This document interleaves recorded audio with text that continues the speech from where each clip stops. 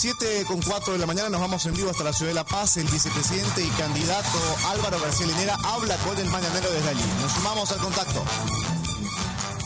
Mire, yo le diría que tanto la macroeconomía como la microeconomía, la economía cotidiana, la economía familiar, ha mejorado muchísimo.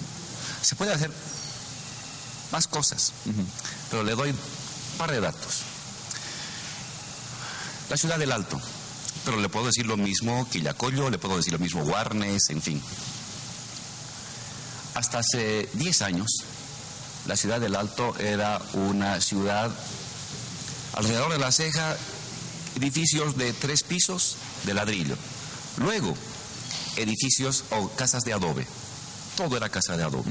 Al igual que los barrios periféricos de la ciudad de La Paz. Usted vaya a caminar por los barrios de La Paz, se va al Alto, toditas son casas de ladrillo. Las personas han tenido un poco más de ahorro, porque el ladrillo hay que comprar, el adobe uno lo hace. Entonces, usted ve ahí que cada familia alteña, cada familia de Quillacollo, de los barrios populares de La Paz, de Santa Cruz o de Tarija, ha tenido un poco de ahorro para poder modificar y darle una estructura más, digamos, más confortable a su domicilio. Eso es algo que llega a cada familia. Sobrevolamos siempre en helicóptero para ir de comunidad a comunidad. Antes, las casitas, techo de paja. Áreas rurales, me dice. Áreas rurales. Hoy la casita tiene, donde sea, en los lugares más alejados, en esas montañas que están entre Cochabamba y Potosí, en Chuquisaca, en los lugares donde hay 3 casitas, 5 kilómetros después otras 3 casitas, todas con su techo de calamín. Esa es una referencia para usted. Es una referencia de la microeconomía. Y otro dato más importante, Juan Carlos. Hoy en los bancos, no hablo de las reservas internacionales, hablo del dinero de los bancos. Hay cerca de 15.300 millones de dólares. Un 70% de ese dinero. Cuentas bancarias menos de $1.000.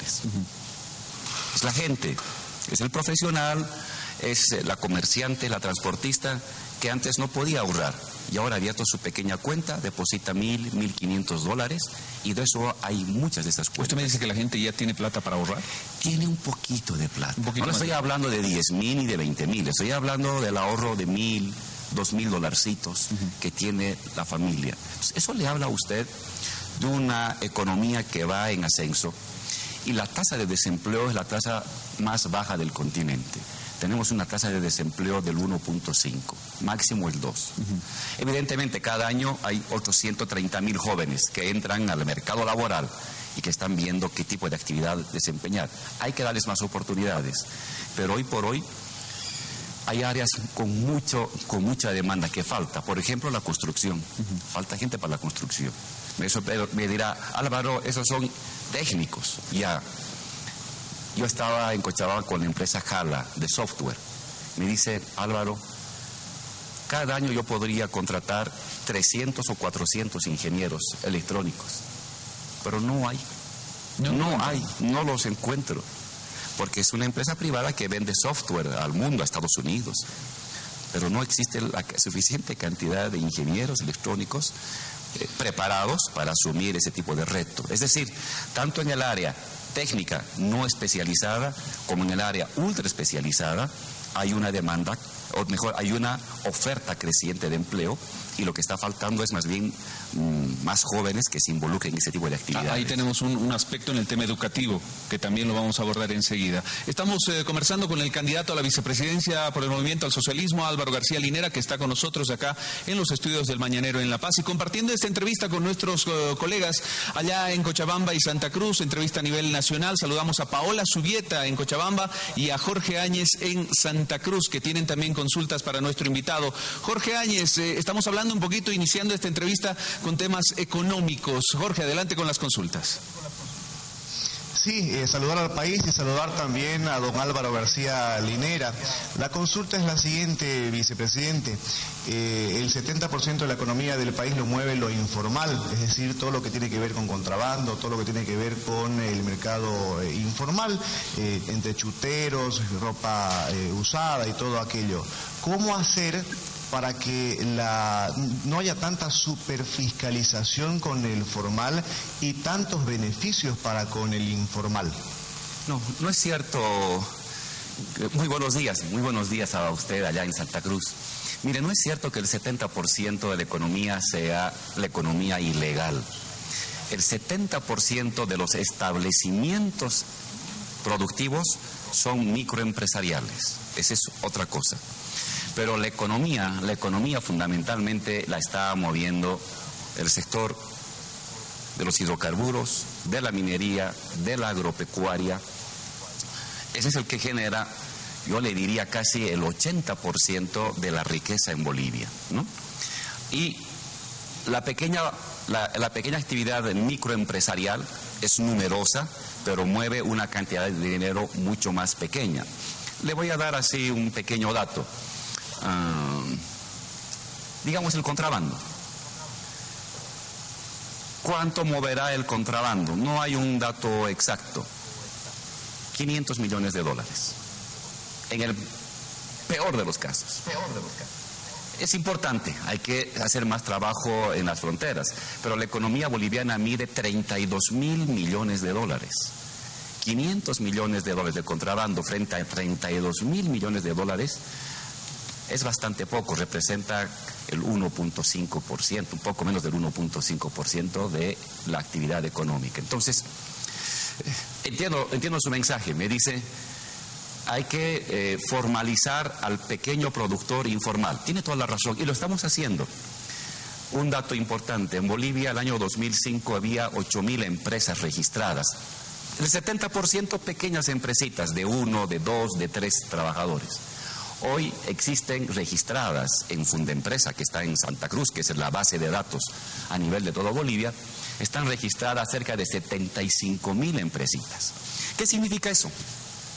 Que son empresas que ya al registrarse en Fundempresa tributan, pagan las AFPs y están en opción de hacer contratos con el Estado, porque el Estado, que mueve mucho dinero, al año movemos 6.000 millones de dólares como Estado, para dar un contrato, no sé, para comprar tenedores, o para comprar lápices, o para hacer un edificio, o para cambiar las lámparas de una empresa, obligatoriamente pide a cualquier empresita, pequeña o mediana, que estén registradas en Fundempresa, que paguen los impuestos, que estén registradas en las AFPs. Por lo tanto, el Estado, a través de incentivos, está ayudando a la creciente formalización de la pequeña y de la microempresa. Permítame pasarle la posta, por favor, a Cochabamba. Adelante, Paola. Gracias, muy buenos días. Saludamos al vicepresidente Álvaro García Linera y la consulta también va en el tema de economía. Hablemos de los bonos, porque muchos expertos en economía señalan que los bonos no pueden ser sostenibles o eternos, que no permitirían un incremento en la economía del país. ¿Se van a mantener los bonos si nuevamente son gobierno a través del movimiento al socialismo? ¿Se incrementarán más bonos para otros sectores? Muy buenos días. Mire, la renta dignidad que llega a las personas mayores de 60 años mueve alrededor de 280 millones de dólares, más o menos. El bono Juancito Pinto son cerca de 60 millones de dólares. Usted tiene ya, sumando renta dignidad Juancito Pinto, cerca de 340 millones de dólares. Y el tercer bono es el bono Juana Zurduy para las señoras embarazadas y que han tenido recientemente hijos. Sumando con los bonos, estamos hablando de aproximadamente 390 millones de dólares aproximadamente al año. Es harto dinero. Es dinero para la gente que necesita. Niños necesitan ese dinero, ancianos lo necesitan ese dinero, mujeres embarazadas lo necesitan. Me dirá, ¿es sostenible? Claro que es sostenible, porque la economía boliviana ha crecido de 8.000 millones de dólares a 32.000 millones de dólares. Eso en 7 años. Y nuestro objetivo al 2020, máximo 2021, es pasar de 32.000 millones de dólares a 100.000 millones de dólares del total de la economía boliviana. Por lo tanto, Si usted tiene una economía con tanto crecimiento, con tanta expansión, por supuesto que están garantizados los bonos. Y es posible, en función del crecimiento de la economía, que estos bonos vayan mejorando con el tiempo, cada año. Por ejemplo, la renta de dignidad la hemos mejorado. Igualmente el Juancito Pinto lo hemos mejorado. Y si se mantiene este crecimiento, yo le aseguro, no solamente que se garantizan los bonos, sino que se va a incrementar el volumen de dinero que vamos a entregar a niños, a ancianos y a mujeres embarazadas. ¿Y más bonos? No lo hemos propuesto. Sobre los que ya existen, potenciarlos, mejorarlos, ojalá algún rato duplicarlos, ¿no?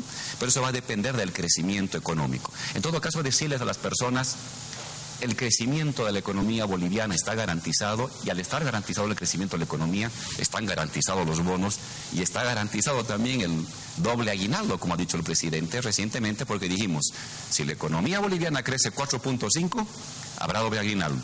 Y ahorita estamos creciendo aproximadamente 5.5. Por lo tanto, la clave del éxito del bienestar social radica en que haya más crecimiento económico, que haya más riqueza en el país, porque se distribuye la riqueza, no se distribuye la pobreza, es la riqueza, es decir, las ganancias que tienen que ser distribuidas. Y si hay más ganancias en Bolivia, hay más bonos y la gente está más contenta. 32.000 millones bolivianos, dólares. Dólares, 32.000 millones de dólares. De 8.500, Juan Carlos, a 32.000. Es harta plata. Todo se mueve en base a la economía. Es decir, si queremos que una norma, una ley sale, tiene que sustentarse económicamente. Seguridad ciudadana se tiene que sustentar económicamente. Sí. Policía se tiene que sustentar económicamente. Fuerzas armadas, maestros, salud, todo pasa por la economía, ¿verdad? Y si tenemos tanta plata, y ahí empezamos a abordar otras temáticas, ¿qué pasa con los recursos para educación y salud, por ejemplo? Que se ha cuestionado bastante en estos años de gobierno, que no se ha dado mucho énfasis en educación y salud. ¿Qué dicen ustedes? No. Los datos son muy contundentes, traje ahí las cifras oficiales. Yo se las paso, pero si las tengo ya de memoria. A ver, por si acaso. Gracias. Por si acaso, si se le va alguna cifra. Los números se van a veces. El año 2005, antes de que entremos al gobierno, salud y educación consumían en bolivianos, ya no en dólares, 6.500 millones de bolivianos. El año 2014, salud y educación utilizan 28.000 millones de dólares. Es decir, usted está hablando que el presupuesto de salud y educación se ha multiplicado por 4.5 aproximadamente. Yo oigo a algunos candidatos decir, yo voy a duplicar el presupuesto de salud y educación. Nosotros hemos multiplicado por 4, no por 2, por 4 el presupuesto. En este momento, ¿cuánto es el porcentaje de presupuesto para salud y para educación? Aproximadamente estamos hablando del 14% del Producto Interno Bruto. 14%. Aproximadamente. Algunos otros candidatos dicen que solamente es el 3, 4%. No, porque no conocen. Y las cifras están ahí públicamente. ¿Cuánto más se va a incrementar ese 14% del presupuesto? Si mantenemos este crecimiento extraordinario nunca antes visto en Bolivia, Bolivia nunca vivió un crecimiento tan largo, tan sostenido y tan alto. Desde los últimos 70 años. Si mantenemos ello,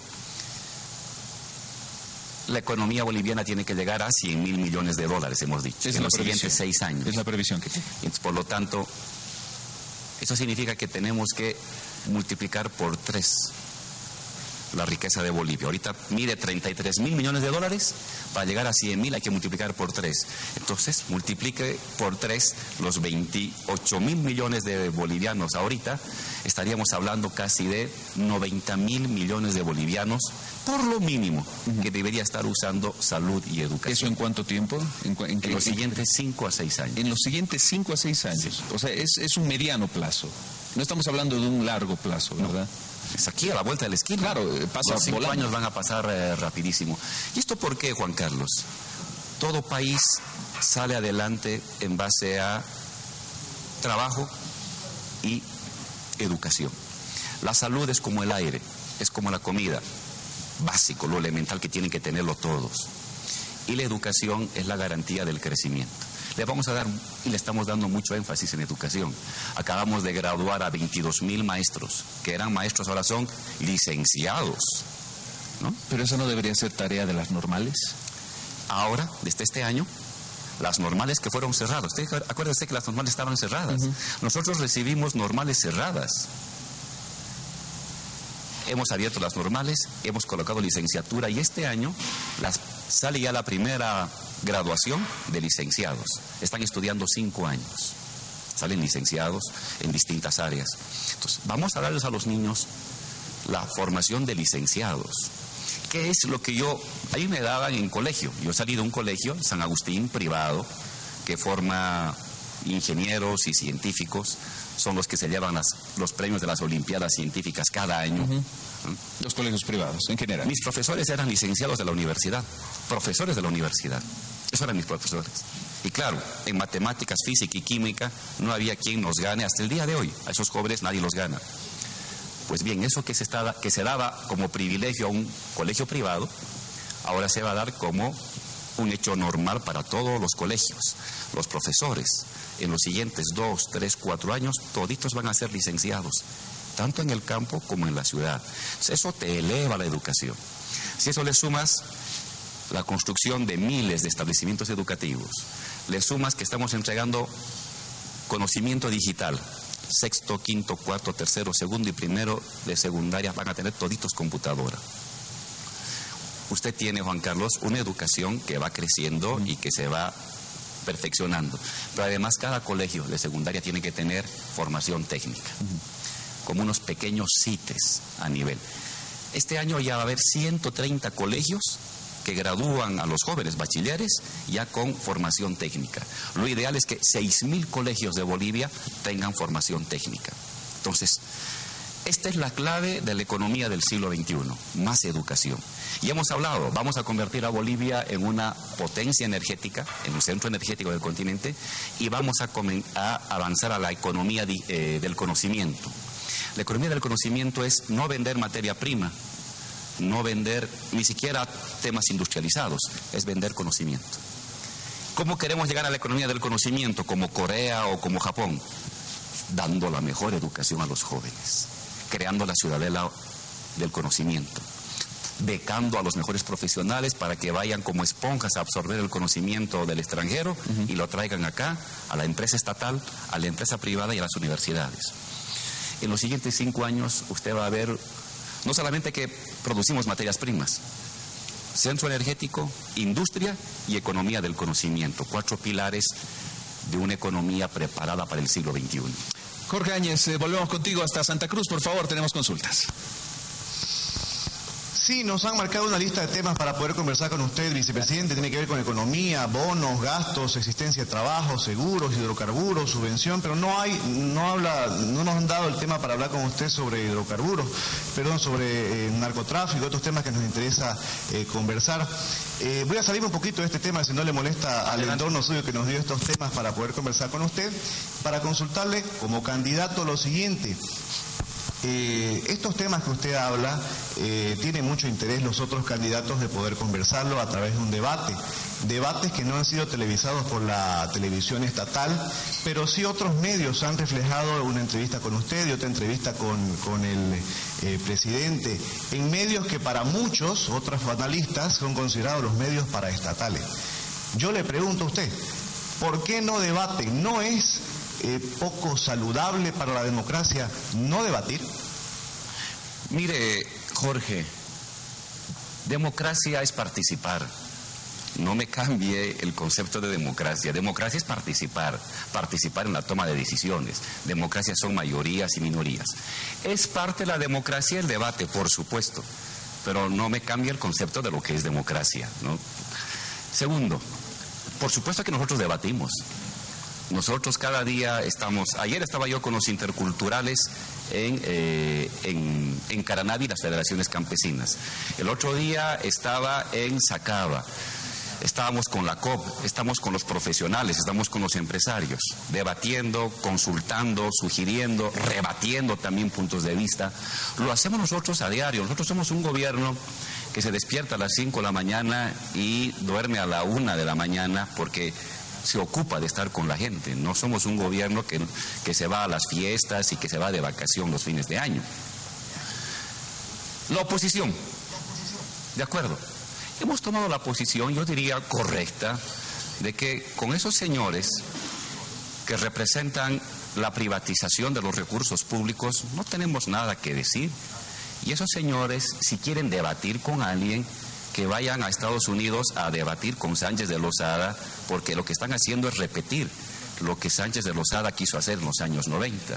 Nosotros y Bolivia no tienen nada que hacer con ellos. Representan el pasado, representan una mirada anquilosada y jurásica, si usted quiere, de la economía y de la política, y ojalá tuvieran ideas. Jorge, usted los ha visto en la televisión, usted los ha visto en esa rueda de prensa que ha habido el día domingo, porque no ha sido tampoco debate. Usted conoce sus programas. ¿Qué es lo que tienen? Nada. No tienen un proyecto de Estado, ni de economía, ni de sociedad. En Bolivia, hoy por hoy, no hay una alternativa a lo que el MAS propone. El MAS es el horizonte de época.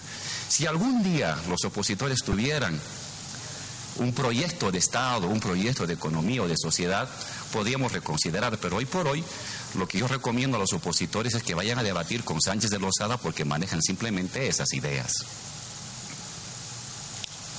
Paola. Damos paso a Cochabamba, por favor. Muy bien, nosotros queremos hablar de un tema sensible que le interesa a la población y que no ha sido tratado en los debates que hemos visto por ninguno de los candidatos. El tema es justicia. Hace algunos días nada más el vicepresidente decía, es una decepción total, y creo que es la última declaración que hizo acerca de la justicia en Bolivia. ¿Qué cambios tienen que haber? La elección de magistrados parecía ser la solución, pero no funcionó. Sigue habiendo retardación de justicia, sigue habiendo corrupción y lo decía usted, decepción total la justicia en Bolivia. ¿Qué dice, vicepresidente? ¿Qué se va a hacer con el tema de justicia? Se requieren 3 pasos, Paula. El primero es transformar los códigos de procedimiento, es decir, los mecanismos que usan los jueces y fiscales para llevar adelante los juicios. Yo ni a mi peor enemigo, ni a mi peor adversario en la política y en la vida, le deseo que caiga en las garras de un juzgado. Caer en las garras de un juzgado es para ser esquilmado, extorsionado, abusado, perder plata y esperar 20 años para tener la solución de sus problemas. Tiene que haber un procedimiento que obligue y norme fechas obligatorias e inamovibles. Hoy, Paola, un juicio puede durar 10 años, 15 años, si el juez, si el abogado, si el fiscal lo desea. Eso no es posible, eso es un delito. Para mí, la retardación de justicia es un delito, no es un error, es un delito. Estamos proponiendo en la Asamblea Legislativa un procedimiento que establezca una fecha, un tope máximo para los juicios, 1 año. No importa cuántas chicanas haga el abogado defensor, no importa cuántos desmayos tenga la víctima, no importa cuántas jaquecas tenga el fiscal del caso, no importa cuántos problemas familiares tenga el juez. Si en 1 año no hay sentencia, el juez y el fiscal del caso entran a la cárcel junto con la persona acusada. No hay otra manera para disciplinar, para obligar a esta maquinaria infame de extorsión llamada justicia a que cumpla la ley y le dé al litigante la solución de sus problemas. Esa es una primera propuesta, un nuevo código de procedimiento penal que establezca un plazo máximo de 1 año para que los juicios acaben, y si el juez y el fiscal no acabó el juicio, juez y fiscal entran a la cárcel junto con la persona acusada. Primero. Segundo, a nivel de los mandos superiores del Tribunal Constitucional, Consejo de la Judicatura, etc. Indicio de corrupción, indicio de retardación de justicia, indicio de incumplimiento de deberes, juicio. ¿Quién? La Asamblea Legislativa. Ya tenemos 3 jueces enjuiciados. Vamos a acabar ese juicio las siguientes semanas. Y luego está en picota otros 3 o 4 jueces acusados de corrupción. Los vamos a llevar a la Asamblea, los vamos a suspender si encontramos los indicios. Y vamos a ir suspendiendo 3, 4, 5, 8, 10, 12 jueces hasta que el resto que queda se enrecte. Luego hay que mejorar la forma de selección de los jueces a nivel superior. Hay que ¿Qué hicimos nosotros en la Asamblea? Democratizamos la elección. Fue un montazo, pero los diputados no tomaron en cuenta la cualidad, los méritos de los jueces seleccionados. Ese fue un error. Y por eso buena parte de estas barbaridades que están sucediendo en la justicia, que replican lo que pasaba hace 10, hace 20 y hace 30 años, porque la enfermedad de la justicia tiene más de 40 años y no hemos podido encontrar hasta el día de hoy la cura. Democratizar la elección, pero también escoger por méritos. Y ahí nos van a tener que ayudar colegios de abogados, nos van a tener que ayudar universidades públicas y privadas para hacer una mejor selección de jueces que luego sean, digamos, validados o ya seleccionados por la población tal como dice la Constitución. Pequeño paréntesis, si me permite, ahí van a tener que ayudar también organizaciones sociales, porque muchos se involucran en esto. ¿Y a qué me refiero? No es lo mismo un colegio, un cuerpo colegiado que tiene conocimiento científico y técnico de estos asuntos que una organización social, sin desmerecerlos, ¿no? Pero para esta elección, como usted se dice, se tiene que valorar mucho la meritocracia, al margen de la simpatía que pueda tener un candidato con determinada organización social. Juan Carlos, antes lo seleccionaban 3 presidentes de partidos en la Asamblea. Tomaban un desayuno y según el porcentaje de cuánto uno tenía de votación en la Asamblea, se decidía 5 para vos, 3 para vos, 8 para mí. Eso no puede ir. En la última selección, organizaciones sociales han sugerido. Más democrático, pero sin mérito. Fue mal. Lo correcto, a un futuro inmediato, es colegios de profesionales, universidades y también sectores sociales. Una mezcla de la meritocracia con la democracia. Y ojalá esa combinación, esa simbiosis entre representatividad social y mérito, trayectoria impecable de cada uno de los jueces, de los abogados, nos pueda dar una nueva justicia que satisfaga a la gente. ¿Cómo evitamos el color político en esto? Los magistrados le dicen a los actuales. Ojalá fueran, Juan Carlos, si fueran del MAS, los tendríamos trabajando desde las 5 de la mañana hasta las 12 de la noche. Ojalá, por lo menos eso, sería un mal menor. Lo que pasa es que esos señores fueron elegidos porque ayudaron a alguna organización a hacer un trámite.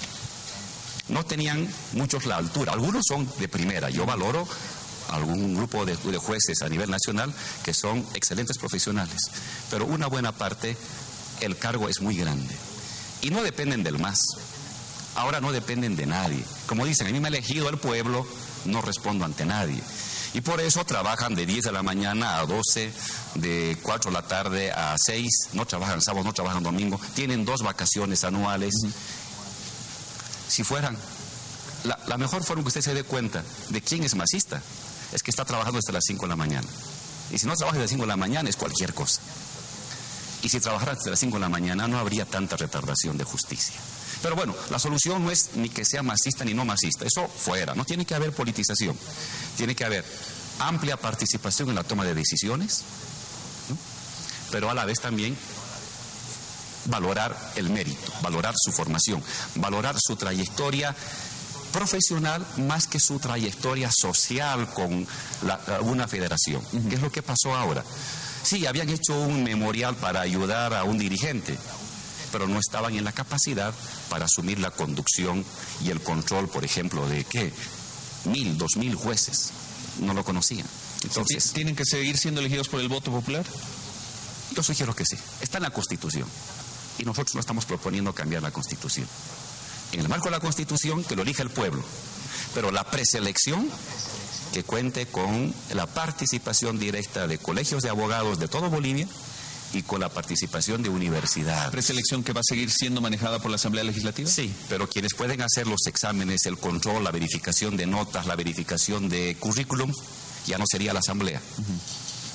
ya puede ser este colegio de abogados, puede ser las universidades, y lo que ellos preseleccionan va a la asamblea, se lo aprueba y luego la votación popular. Usted habló sobre la situación de malos administradores de justicia que pasarían por juicios a través de la Asamblea Legislativa. Sí. Ahí no se cometería tal vez algún tipo de injusticias, tomando en cuenta que los asambleístas, los futuros senadores y diputados, pues muy pocos, o no sé si muchos, no sé quiénes van a ser electos, pero lo que se ha visto es que muy pocos ejercen el derecho como tal, tienen conocimiento del derecho como tal. Y cuando pasan a la Asamblea Legislativa tienen que someterse a un proceso jurídico, estrictamente técnico jurídico.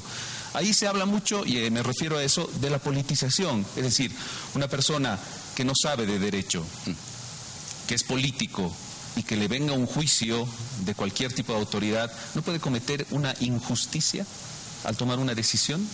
Sí, pero los juicios que habla la Asamblea se basan en el cumplimiento de procedimientos. El juicio actualmente abierto a 3 magistrados no tiene que ver con sus decisiones internas, tiene que ver con el incumplimiento de un procedimiento aprobado por la propia Asamblea. ¿En qué consiste ese procedimiento? Que cuando hay algún recurso de nulidad de alguna ley aprobada por la Asamblea, eso va al Tribunal Constitucional. ¿Cuál es el procedimiento? Que el tribunal diga, sí, es un tema que lo vamos a revisar, admite la demanda. Luego lo estudian los jueces en el tribunal y dicen, sí, esta ley se equivocó en este artículo, emiten un fallo final. En ese momento la ley deja de aplicarse. ¿Qué hicieron los compañeritos? Admitieron el recurso de inconstitucionalidad y anularon la ley. Eso no pasa en ninguna parte del mundo. Dicen que no la anularon, dicen que la pusieron en suspenso. Es lo mismo. Lo han puesto en suspenso meses, años, arruinando a los litigantes, ¿no? Eso no sucede en ninguna parte del mundo. Es como decir, el vecino le acusa a usted de que se ha entrado a la casa de al lado. Y el juez dice, bueno, voy a recibir el caso. Entonces ya es culpable. No, usted no es culpable. El juicio definirá si usted es culpable o inocente. Y aquí, con la sola admisión, ya han declarado inconstitucional a una ley que recién se declara inconstitucional con un fallo sesudamente elaborado y estudiado. Esos son errores de procedimiento, abusivos. Eso podemos sancionar. La Asamblea, que ha sido la que ha elaborado las leyes de procedimiento, le dice simplemente al juzgado, señor, usted no ha cumplido este procedimiento. Tomo su mismo ejemplo, y es el error, y le hago la observación, ¿verdad?, que cometen también muchos diputados en este momento, que se forman parte ya de un proceso. Y usted sabe que cuando uno forma parte, cuando es juez, digamos, del proceso, no tiene por qué emitir ninguna sentencia anticipada, ¿verdad? Sí. Pero en el ámbito de la política, de las declaraciones a medios de comunicación, ya salen muchos parlamentarios que ya juzgan, ya condenan, sin darse cuenta de esa situación. Ese señor queda fuera del juicio. Yo, por ejemplo, yo no voto.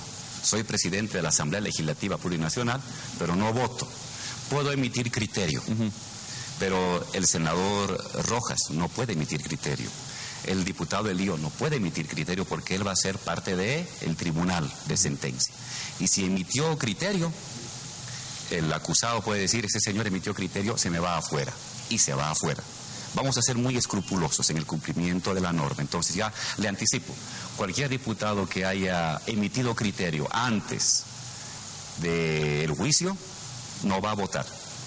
Queda excluido. El vicepresidente puede darse esa libertad el día de hoy porque yo no voy a votar si el señor Cusi es culpable o no es culpable, no me corresponde a mí votar. Pero emito mi criterio. Esos señores se equivocaron, esos señores incumplieron con la ley. Y es importante dar una señal a los órganos superiores de la justicia que estamos cansados. Como ciudadanos estamos cansados de que no trabajen, de que siga habiendo retardación de justicia y que haya corrupción. Y que si ellos no toman decisiones fuertes hoy, nosotros vamos a enjuiciarlos uno por uno. Quiero que sepan eso.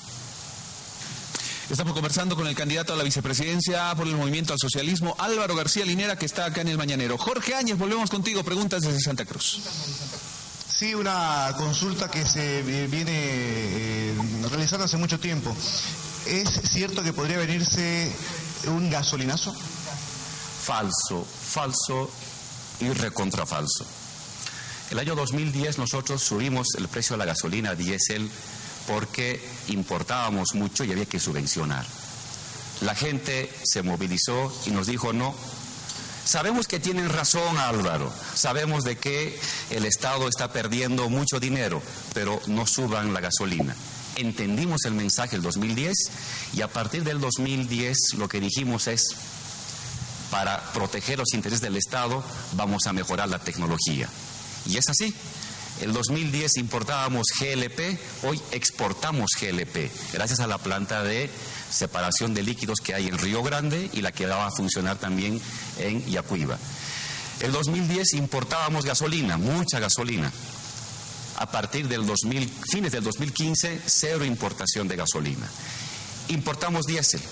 Estamos invirtiendo en una planta de reformación catalítica en Cochabamba y de isomerización en Palmasola, y vamos a reducir a la mitad la importación de diésel. Por lo tanto, estamos protegiendo la economía no subiendo los precios, sino invirtiendo en tecnología, mejorando el rendimiento, produciendo GLP, produciendo más gasolina, produciendo más diésel, y por lo tanto le puedo decir, los precios de los carburantes en los siguientes años están garantizados en un precio estable como el día de hoy, gracias a la inversión en tecnología. Paola, por favor. Muy bien, desde Cochabamba nosotros queremos preguntarle acerca de los hechos de corrupción, sobre todo en la institución Verde Olivo, después de lo ocurrido en el penal de Labra, la cárcel de máxima seguridad que tenemos en Cochabamba, balacera, fiesta, un exdirector de régimen penitenciario que ya está detenido, se destituyó al gobernador de la cárcel de Labra y todavía el caso no está esclarecido. No es la primera vez que se da un hecho donde se ven involucrados también efectivos de la policía. ¿Cómo se puede trabajar cuando, recordemos que el presidente Morales decía, cero corrupción en mi gobierno? Mire usted, Paola, la posición del gobierno es muy clara. Si se detecta corrupción, se enjuicia y a la cárcel. No importa quién sea. Nosotros somos un partido que cuando detectó corrupción en la segunda persona más importante del gobierno, que era el compañero Santos Ramírez, presidente del MAS, posible candidato presidencial, se detectó indicios de corrupción, no importó si era nuestro amigo, nuestro compañero, no, ese señor se va a la cárcel. Esa es la manera implacable en cómo actuamos. Y lo vamos a hacer con quien sea. No toleramos ni socapamos ningún tipo de corrupción. La policía es una institución muy importante del Estado y yo valoro el profesionalismo de muchos policías. Usted sabe, en Santa Cruz, sabe Jorge, hubo un grupo que aterrorizaba con secuestros, un grupo de extranjeros y bolivianos a los empresarios. Se movilizó el grupo especial de la policía, hizo un gran trabajo, se agarró del cuello a los secuestradores que están en la cárcel y a otros lo han agarrado en Colombia. Aquí en La Paz, Juan Carlos, los cogoteros en el Alto. Los compañeros hicieron un gran trabajo, se los agarró y a la cárcel. Es decir, en la policía hay muy buenos profesionales. Pero también, lamentablemente, como sucede en todas las instituciones, hay algunos malos funcionarios. Como el que usted me acaba de mencionar, gente que permite que entre el alcohol a la cárcel, que entre la droga, que extorsionan y que cobran por la entrada de gente a las cárceles. Esos son malos policías, hay que agarrarlos del cuello, sacarlos de la institución y enjuiciarlos. Lo vamos a hacer. El director del régimen penitenciario de Cochabamba se encontró un indicio, está en la cárcel. No importa si fue un amigo de algún compañero, de algún senador o algún dirigente. Ese señor está en la cárcel. Indicio de corrupción, va adentro. Pero en el caso de las cárceles y en general de la policía, Paola, tenemos que pasar a un sistema policial que valore la especialización. Yo tengo compañeros de seguridad, yo estoy ya 8 años en gobierno, me han colaborado muchos jóvenes de seguridad, de dignatarios. Hoy están conmigo, al siguiente año están en tránsito, de aquí 2 años están en Biprove, luego se van a, a delitos menores en Pando. Esa gente muy bien formada no se especializa, no continúa su carrera en el área en que es bueno, que es disciplinado y que es muy pulcro en el desempeño de su profesión.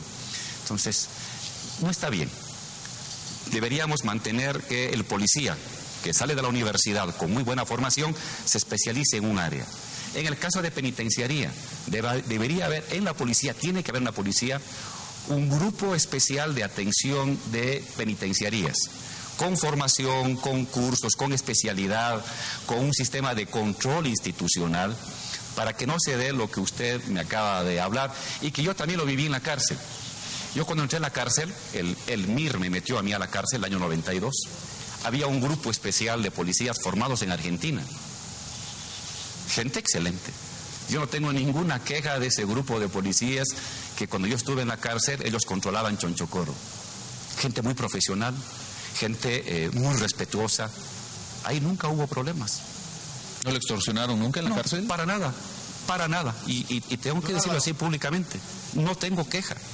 Era gente muy bien formada, eran profesionales de atención en la cárcel, ¿no? Pero luego ese sistema de especialidad se deshizo y claro, el día de mañana está un varita, luego se convierte en cuidador de penitenciaría, luego está en delitos. Así no funciona. Entonces, la primera medida, Paola, mantener especialidades en la policía. Segundo, mejor selección del personal. Mejor selección del personal. Hay que tomar en cuenta ahora no solamente los cursos que uno pasa, un curso, un seminario, no. Hay que tomar en cuenta los cursos, pero hay que también tomar en cuenta la trayectoria personal del postulante a la escuela básica policial para ser suboficial y a la universidad policial para ser oficial. Una mejor preselección. Hay que fijarse menos en la altura, porque creo que estaban fijando si medía 1,80, si pesaba menos de 54 kilos. Hay que fijarse, evidentemente, tiene que tener buen estado físico para perseguir a un delincuente. Si usted es un turrilito, por supuesto que no lo va a alcanzar, tiene que tener formación física. Pero ante todo, formación intelectual y formación personal. Los antecedentes familiares, los antecedentes personales de cualquier funcionario en el gobierno, llámese vicepresidente, llámese suboficial de policía, llámese teniente o capitán de la policía. Jorge. Los entendidos en seguridad aseguran que el incremento de la delincuencia es directamente proporcional al incremento del narcotráfico. Ante eso le planteo, por una parte proponer apoyo y modernización a la policía y por otra parte hablar de modificar las leyes como la 1008 que tienen que ver con lo de la coca y todo aquello, ¿no resulta contradictorio y demagógico? No, Jorge, quienes vinculan narcotráfico con delincuencia es el señor Tuto Quiroga. Yo lo he oído desde que ha entrado en campaña después de estar en Estados Unidos y de venir aquí a Bolivia, es el que dice narcotráfico es igual a violencia. Yo le digo lo siguiente, cuando el señor Quiroga estaba en gobierno, el narcotráfico representaba el 10% del Producto Interno Bruto. Es decir, de cada 100 bolivianos en dinero que había en Bolivia el año 2001, el narcotráfico generaba 10. El 10% del Producto Interno Bruto venía del narcotráfico. Hoy, el narcotráfico no pasa del 1.5 del Producto Interno Bruto boliviano. No pasa. Ustedes tienen ahí un dato numérico, contundente, no simple especulación. Hay una reducción neta de la importancia en la economía del narcotráfico. Pero el delito no ha bajado igual. Hay menos narcotráfico, pero incluso algunos dicen que hay más delito. No hay una relación directa entre uno y el otro. Primer elemento numérico contundente. Lo segundo, Jorge, nosotros, cuando hemos llegado al gobierno, la cantidad de hojas, de hectáreas de producción de hoja de coca llegaba a cerca de 30.000 hectáreas. Nosotros hemos hecho reducción neta certificada por Naciones Unidas. Hoy la producción de hoja de coca al finalizar el año va a bordear las 22.000, 23.000 hectáreas. Pero eso no está acorde con la ley. La ley 1008 dice 12.000, pero el decreto firmado por el señor Carlos Mesa con el cato de coca llega hasta 22.000. Estamos cumpliendo lo que está en las normas. Y para eso está el nuevo estudio que se hizo para verificar cuánto debería ser la hoja de coca que se requiere para el consumo médico, tradicional y alimenticio. Pero de 30.000 hectáreas que teníamos cuando llegamos al gobierno, estamos reduciendo a 24.000, a 23.000, a 22.000 hectáreas. ¿Y la tendencia va a ser seguir reduciendo? Por supuesto. Nosotros hemos hecho lo que ningún gobierno se animó a hacer. Hemos entrado a los yungas. ¿Se acuerdan cuando entró el ministro de Gobierno de Avance a los yungas? Lo corretearon en el aeropuerto de Huachi, ¿no? En los yungas. Pues hemos entrado a los yungas y estamos erradicando en áreas ilegales la hoja de coca. Estamos entrando donde antes ningún otro gobierno, con ayuda norteamericana, con $100 millones de los norteamericanos, se atrevía a hacer. ¿Y en el Chapare? También, en el Chapare hay una reducción neta por dos cosas.